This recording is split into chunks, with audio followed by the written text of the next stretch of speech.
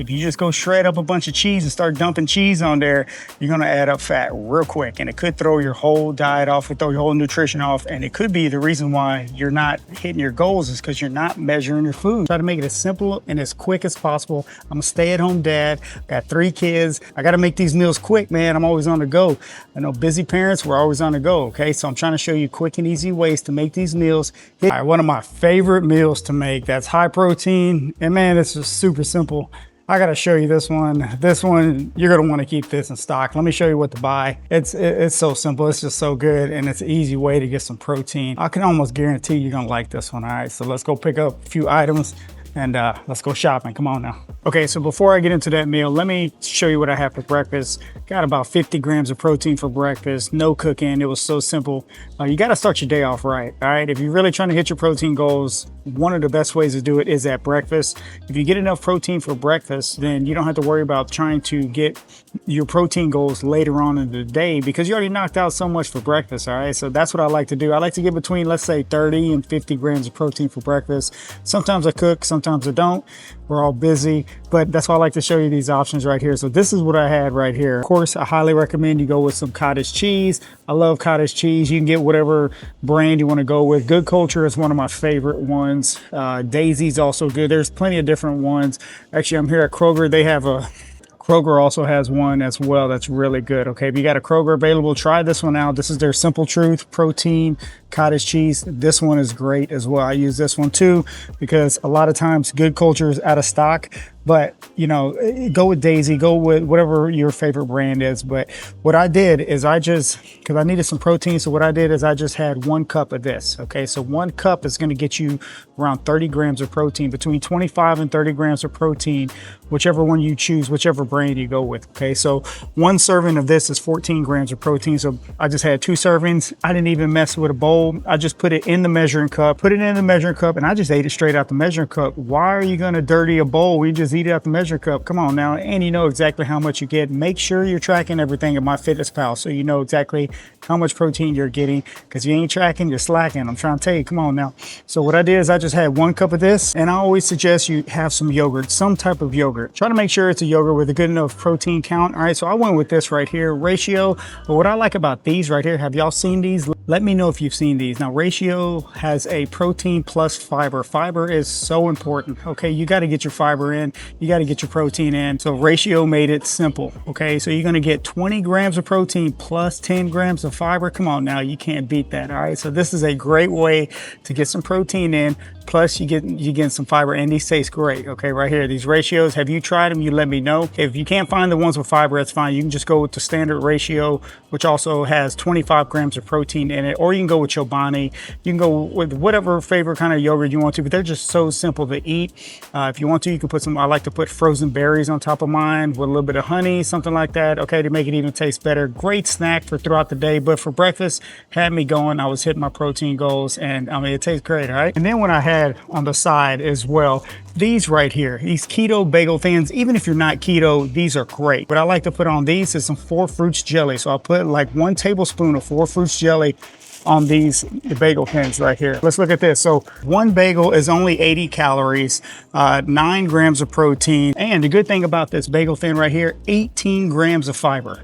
18 grams of fiber in one. So look here, you put these two together, come on now, 18 grams of fiber, plus you got 10 in here, that's 28 grams of fiber. Okay, but definitely check this out. Now that was breakfast, all right? Now let's talk about for lunch. It was so simple. This is one of my favorite meals that I make on repeat, and it's so good. I had to make a video, I gotta show you this. But all you're gonna do right here is I just used a 96 lean beef. I went with Laura's beef, all right? 96 lean. You don't have to go with 96. You know, I try to get 90 and up. That keeps the fats a little bit lower, but it still has enough flavor. Okay, so the lower fat that you go, let's say if you get an 85%, it's going to have a little bit more flavor because it has more fat in it. But whatever fits your personal diet, you go with that. Now, what I used here is around 7 ounces of beef. That's not that much. When you cook it, it's actually not that much. All right, it's going to get you over 40 grams of protein. 7 ounces of beef. How do I know? Because I've measured it. Get you a scale, put it in your kitchen, measure you out some beef. Okay, so what I did is I just used 7 ounces of beef. You can really just use whatever seasoning you want to. It's up to you, okay? You can use salt and pepper. I like to use Tony Chachere's or some Slap Your Mama or something like that. Whatever kind of seasoning you want to season with the beef. But whenever I'm cooking beef, I always cook with this right here. Kettle Fire bone broth, just a little bit. You don't need much. What this does is it really adds a lot of flavor. It keeps it from sticking on the pan, and this stuff is great. Keep this in stock. Anytime you cook beef, put a little bit of this in there. It's gonna add a little bit of flavor and it tastes amazing, okay? So definitely keep this in stock as well, okay?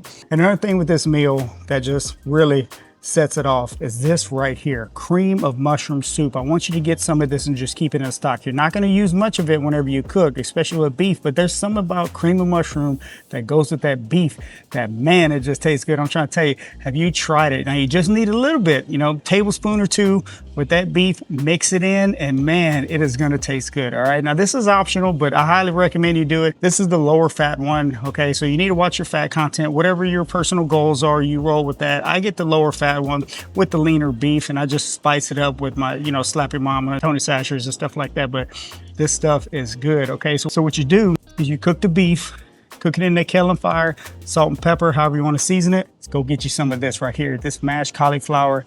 Get you a few of these, keep these in the freezer. These come in clutch, all right? You just put these in the microwave for like 4 minutes.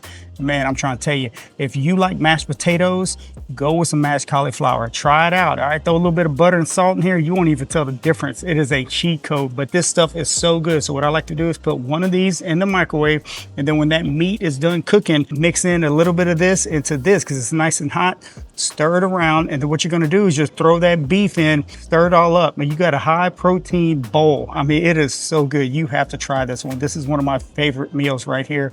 I have it on repeat because it's so good. Let me show you another option you can do. Another thing that tastes really good on this meal, the cauliflower is nice and hot from the microwave. You got the beef stirred in, add you a little bit of cheese on top. All right, measure out 1 serving of cheese. You don't have to go with cheese if you don't want to. This is a reduced fat cheese. This has an extra 7 grams of protein, 1/4 cup. Make sure you measure it out, put it on top, mix it all in together.